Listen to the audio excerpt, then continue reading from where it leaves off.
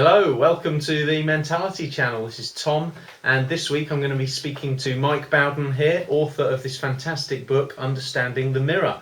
So Mike is a former operations director of a really big furniture company, very successful businessman, and Mike now helps other business owners manage their lives so that they can find fulfilment in their work. He does that through business coaching, life coaching, and everything that Mike does is really based on his journey. A journey from a guy that left school and really followed the dream that I think a lot of us in society are sold now, which is that you should work hard, go into business, earn lots of money, and then you'll be happy. But as Mike found in a very sort of turbulent up and down life, for a lot of people that dream can be a lie. That dream maybe isn't right for them. That dream maybe doesn't offer them what they're actually looking for. And Mike, very sort of beautiful and honest way, talks about his struggles and his battles that he's had during his career with drink problems, depression, contemplating suicide on several occasions, because ultimately he really wondered, is this it? Successful in business, but he wasn't fulfilled. So it's a really, really powerful book. I think it's very relevant to a lot of people today who are going through a similar journey. So I was very keen to find out more from Mike, and in particular, what made you write the book? It was really to help people not to go through the same problems that I did, because it's so simple to go in there. I felt my problems were unique to me, that no one else in the world was experiencing what I did. But in reality, we all experience similar things. We've all got similar touch points and experience similar problems. So it became very clear to me that by trying to get the message out there, that you're not alone, that we all have the same problems, will actually help people not experience the loneliness and isolation that I felt. Wow. So you talk in the book a lot about battling with this sense of feeling unfulfilled in your work for years, or decades even. What I found fascinating was that for anyone looking in on your life, they would have seen the family, they would have seen the material possessions, they would have seen the successful career, the guy sort of managing lots and lots of people in a successful business. They would have seen success. What made you keep pursuing that life, keep working away at that life, even when deep down you knew that it wasn't right? Because I was sold a lie. I measured success in money rather than on what it actually did for you as a person. So the more that I wanted to be successful, the more I felt I needed the material things, not just to show me or my family or the world that I was successful because of the trappings around me. When in reality, success should have been within me, inside. And I didn't realise that for a long, long time. I didn't realise that children spelt the word love, T-I-M-E. Instead of going out and buying them all the gadgets, they wanted me to kick a football with them. They wanted my time, and I just got things wrong. And it took me a long time to realise that actually I did get things wrong. Yeah. So a really haunting part of the book, one that I found very powerful, was when you talk about this question that kept coming back to you over and over again throughout your career, which was, is this it? Yeah. Making lots of money, being successful, the material possessions, all the trappings of success that people, or all the things that people associate with success, and you're just thinking, is this it? What totally. more is there? Yeah. What did you mean by that? What did that question mean to you? It really, the catalyst of it is when my father died. So I was 35 years old. He's 67 and passed away with Alzheimer's. He worked hard all his life for his retirement, and he never saw it. And I started looking at my own life thinking, well, is this it? Is it a question that I've got to where I am? I should be content. I'm not. I was always struggling or striving for something more than I had. And it almost felt out of reach. My teachers told me, aim for the stars and you'll reach the moon. But I felt shortchanged between the moon and the stars. I was always looking at what I didn't have rather than appreciating what I did. So I reframed the question into, is this enough for now? And actually, yes, where you are was enough for me at that time. Things never stay still. The only guarantee in life is change. And whether something fantastic's happening to you or whether something awful's happening to you, it's never going to last forever, because life changes all the time. So if you are in a dark place, just give it time and things will change. Yeah. And it's just accepting the fact that we're in constant flux. Yeah. So you had material success in your career. You had, promotions and lots of responsibility, managing people, success within the company.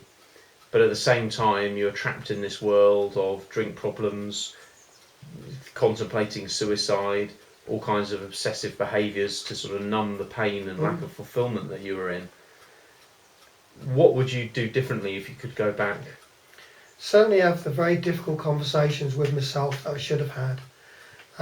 It's very easy to get sucked into wearing a mask all the time, in so much as that when things start to go wrong, I found it very, very hard to turn to people and actually ask for help. I should have asked for help without a doubt, but I didn't find anyone I could turn to.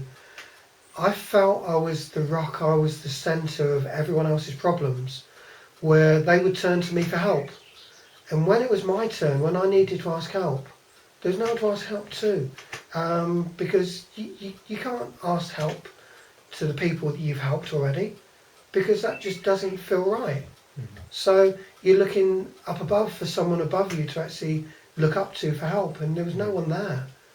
And it was almost like a self-prophecy, almost creating my own problems by creating a persona of a person that was almost so insular, so wrapped up in a shell that no one could get inside. Yeah. But I felt I had to do that, I had to wear the mask. I had to create this persona of a strong character, because everyone around me, society, my peers, my friends and family, all saw me as this strong guy with all the answers to their problems. So I found it very, very hard to turn to anyone else. Yeah.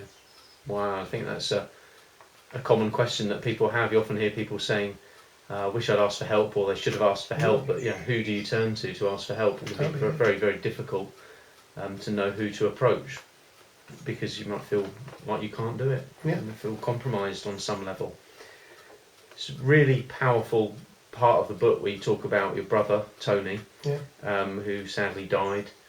And you were in touch with him before that happened, saying, once he'd got the diagnosis and it was cancer, let's go and do something, let's go and travel the world, see all the sights. And he said, I don't need to do that, I've had a fulfilling life already. And yet, from an outside perspective, a lot of people might say, well, you were the one that had the desirable life. What did you learn from that? Yeah, that one conversation changed my perception and certainly turned my life around. My brother Tony and myself, we weren't that close as we grew up, and it was only the last few years before he died that I really started to get to know him and learned huge amounts of respect for him, with the conversations we had. And he sat me down and he said, Mike, I've got 18 months to live, 12 months to live. And I felt, how did I feel? I felt empathy for him. I thought, well, there's been a lot of time we've missed out on. So I said, okay, I'll take some time off of work. Let's go travelling. Let's go and see the pyramids. Let's see the Great Wall of China. Let's create some memories for you so you can look back on in the next coming few months. And he said, Mike, I don't need to. I've had a fulfilled life. This guy had left the country twice to go to Germany on a coach trip. But in his world, he had a content, fulfilled life. And I thought, I haven't. I felt like I missed out. And regardless of all the material things, I just felt there was so much more that I needed, so much more I wanted from life. Yeah. And it certainly turns me around, to actually put things in perspective. Yeah, absolutely. There's a really nice little part of the book where you talk about how your world can be 10% reality and kind of 90% perception. Yeah. Because it's really what is truth to you. Yeah, absolutely. And it's how you actually see the world, and whether you're honest with yourself enough to say, is this real? Because we can be quite irrational about some things which we see and we hear, and the way we interpret it. Yeah, absolutely. So you're someone that's had a successful business career, and at the same time you've seen the dark side of that in what it might take personally to maintain that. The costs that can come at your personal life, your family life. what would be your tips for other people, perhaps, that feel they could be in that position? They're doing a career that isn't right for them, but they feel trapped in there because, as you said, people end up relying on you. People depend on you. You're the wage earner. You talk in the book about this idea of being a man and being expected to go and be the breadwinner. What would be your advice or your tips to people that might be in that kind of situation themselves? Quite often you put more pressure on yourself than other people do. If you turn around and have the genuine conversations with yourself and the honest conversations with people around you, I guarantee their expectations aren't as high as you put on yourself. Mm-hmm. So it's having these conversations to make sure that what you're trying to do is appropriate, mm-hmm. that you're not missing out on the good stuff. Because I felt so focused on my job because I felt that's what I had to do. I missed out on all the social life, and my work-life balance was absolutely awful. When there was family parties, when there was weddings, christenings, I didn't even get an invite because they assumed I'd always be at work. Mm-hmm. And that made me feel rejected from the unit. It made me feel that the only place I was ever loved, respected and wanted was work. Yeah. So I got drawn into that, I got sucked into that environment because it felt safe. Yeah. And I could handle it, I could cope with it. I was in control, yeah. where I wasn't in control at home. Yeah. But that's really what I wanted. That's what I needed in my life, more than anything. So going back in time, I was certainly looking at my work-life balance. And I certainly asked for help, which I saw as a weakness. Wow. Thank you very much, Mike. Some really great ideas there. One thing I like about the book in particular is that, as well as charting your story, which is a very sort of up and down story of all the battles you fought and how you've got through them, there's some really practical advice in the second half of the book about practical things you can do to reevaluate your life and live a fulfilled life. Just simple things you can do perhaps every day or every week, or questions you can ask yourself. They're going to help you decide really where you need to go in life to find that fulfillment, and so you're not living that lie, you're not wearing that mask that I think so many people can end up wearing because of the society we live in, the messages we're fed, the things we're told about what will happen if you achieve business success, without really looking at what is needed to find happiness. So a really fantastic book, Understanding the Mirror. If you'd like to buy it, I'd highly recommend it. You can get it by following the link that I'm going to put about here. So that's been Tom from Mentality with Mike Bowden. Fantastic to speak to him, and we look forward to seeing you soon. Take care. Thank you.